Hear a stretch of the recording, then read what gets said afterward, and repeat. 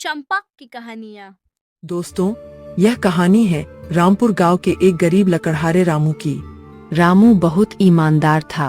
वह दिन भर जंगल में सूखी लकड़ियां काटता और उन्हें बेचकर जो 2-4 पैसे मिलते उससे अपने परिवार का पेट पालता।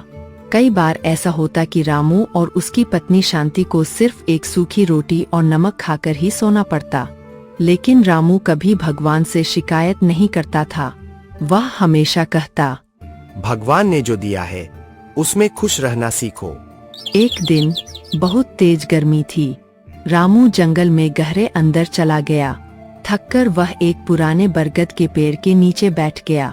तभी उसे एक चमकदार चीज दिखाई दी। जब उसने पास जाकर देखा तो उसकी आंखें फटी की फटी रह गईं। वहां मिट्टी में आधा दबा हुआ एक सोने का घड़ा था, जो सोने के सिक्कों से लबालब भरा था। रामू का दिल तेजी से धड़कने लगा।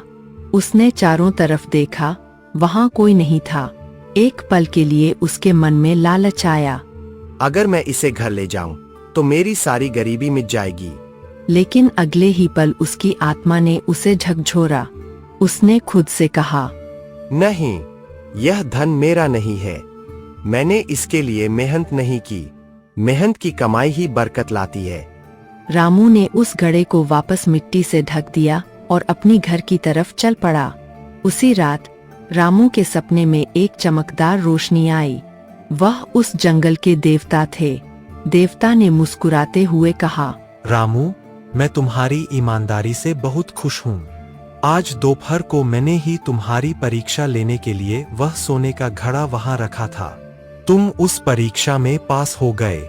मैं तुम्हें एक वरदान देता हूँ। कल सुबह तुम जो भी खाना छुओगे वह सोने का बन जाएगा। सुबह जब रामू की आंख खुली तो उसने सोचा कि यह सिर्फ एक सपना था। वह रसोई में गया।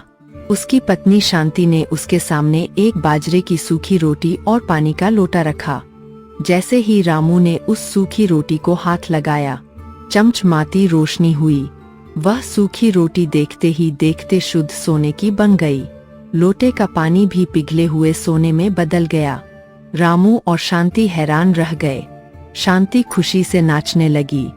हम अमीर हो गए, अब हम महल में रहेंगे।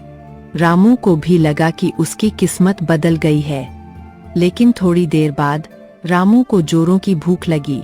उसने दूसरी रोटी उठाने की कोशिश की, वह भी सोने की बन गई। उसने सेब खाने की कोशिश की, वह भी सोने का बन गया। रामू तड़प उठा। सोने की रोटी चमक तो रही थी, लेकिन वह रामू की भूख नहीं मिटा सकती थी। सोने का पानी उसकी प्यास नहीं बुझा सकता था। दोपहर होते होते रामू भूख और प्यास से व्याकुल होकर रोने लगा।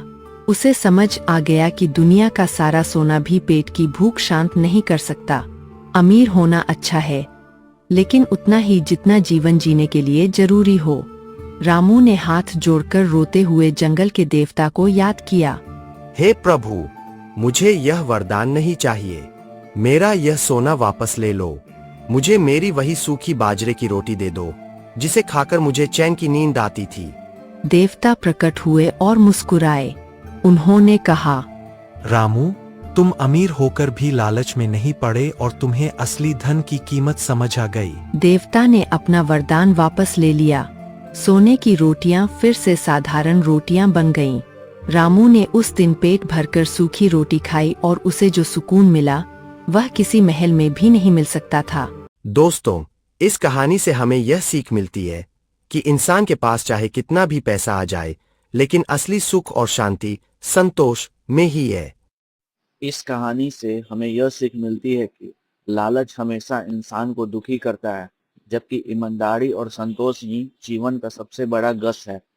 अगर ये कहानी आपको अच्छी लगी हो तो इस चैनल को सब्सक्राइब और लाइक करना ना भूले, ताकि नई कहानी आए तो आपको पता चल सके।